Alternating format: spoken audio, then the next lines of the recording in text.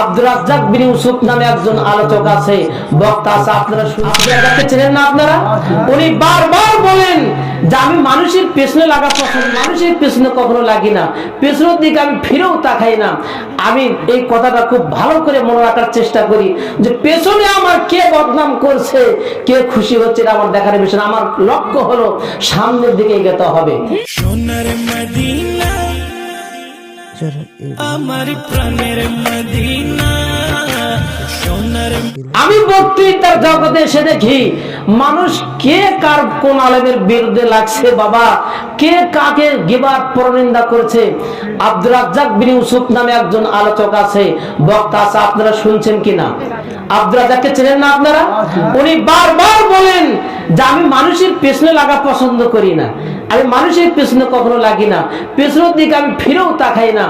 আমি এই কথাটা খুব ভালো করে মনে রাখার চেষ্টা করি যে পেছনে আমার কে বদনাম করছে, কে খুশি হচ্ছে, এটা আমার দেখার বিষয় না। আমার লক্ষ্য হলো সামনের দিকে এগোতে হবে। কথা বলেন ঠিক কিনা?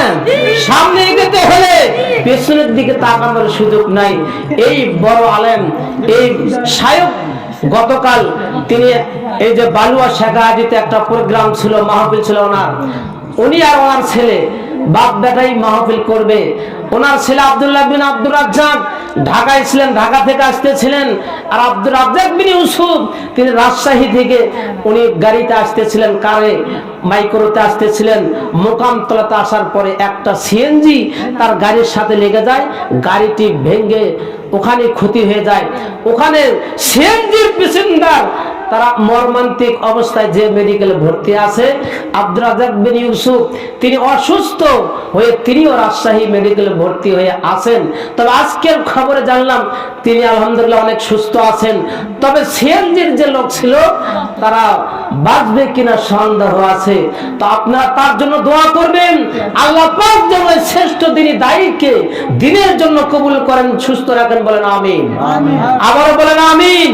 দলমত নির্বিশেষে তার জন্য আমরা দোয়া করব, কারণ তার বক্তব্যের দ্বারা এই বাংলাদেশে নয়, শুধু সারা পৃথিবীতে অনেক মানুষ বেনামাজি নামাজি হয়েছে, নেশাখোর নেশা ছাড়তে বাধ্য হয়েছে, অনেক মানুষ দিনমুখী হয়েছে। এক সময় আহলে হাদিস বলে নামই বাংলাদেশের পরিচয় ছিল না। এই বক্তব্যের কারণে, এই আলেমদের কারণে সারা পৃথিবীতে আহলে হাদিস নাম ছড়িয়ে গেছে। এখন মানুষ আর মুহাম্মাদি বলে না, এখন বলে আহলুল হাদিস। আগে মানুষ বলতো ওরা কালো হাড্ডি, আর আমরা হলো ওই মাযহাবি বলে ওনারা পরিচয় দিতেন, আমাদেরকে কালো হাড্ডি বলে পরিচয় দিত। কিন্তু এখন আর এই ভাষাগুলোর প্রয়োগ করে না, এখন বলা হয় সালাফি না হলে আহলে হাদিস। এই দুইটা বাক্য তারা ব্যবহার করে, বলেন আলহামদুলিল্লাহ। এখন মানুষ জানতে শিখতে আর একটু পিছপা হচ্ছে না, মানুষ কোরআন থেকে হাদিস থেকে জানা শিখেছে। যাই হোক, আমি তার জন্য দোয়া করি আল্লাহ পাক যেন এই প্রিয় শায়েখকে সুস্থ রাখেন, মাঠে ময়দানে হক কথাগুলি বলার তৌফিক দান করেন। বলেন আমিন।